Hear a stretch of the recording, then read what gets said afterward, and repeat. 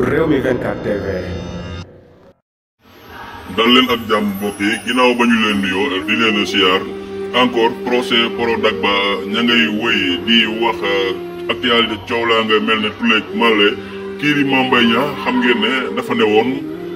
200 millions yooyu daal ñu koy jox moom soxlawu ko benn yoon ba naroon koo jox lii di sëriñ daara yee ay révélation yu doy waar moom moo ci damaat kii di Mame Mbaye Niang 200 millions yooyu nga xam ne moom la ñu amandoo Ousmane Sonko ak 2 mois sursis maanaam ñaari weer yoo xam ne du ko tëdd révélation yu doy waar ginnaaw ba nga xamee ne Mame Mbaye Niang def na ab conférence de presse di wax ne dafay appelé léegi la ñu nemmeeku ay kàddu yu officiel yoo xam ne kii di Mame Mbaye Niang moom moo ko xamle ma ngay xamle ne 200 millions yooyu daal da koo soxla coûte à coûte nañu ko joxo moom sax ma ngay woowaa IG ngir que ñu mën a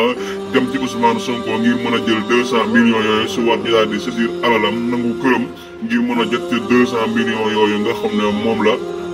Mame Mbaye Niang bi war a am digganteem ak Ousmane Sonko kon loolu la ñuy nemmeeku Mame Mbaye Niang ginnaaw ba mu waxee ne ma ngay appelé léegi daal di ngay ñëwaat ci ne 200 millions yooyu daal nga xam ne moom la ñu amaane kii nga xam ne moo Ousmane Sonko moom moomee sax da koo soxla kon gars yi ñu wax appel est-ce que appel Mame Mbaye Niang boobu daal dafa mel ne da koy teg ci suuf daal di encaissé ay 200 millions loolu la ñu nemmeeku ci diwaanu Sénégal ma ngay contacter UG ngir que ñu dem te Ousmane Sonko ngir mën koo saisir ngir mën a jël 200 millions yooyu nga xam ne moom lañ ko amande moom moomee di Ousmane Sonko kon loolu la ñu nemmeeku jaa ngeen jëf mbokk yi.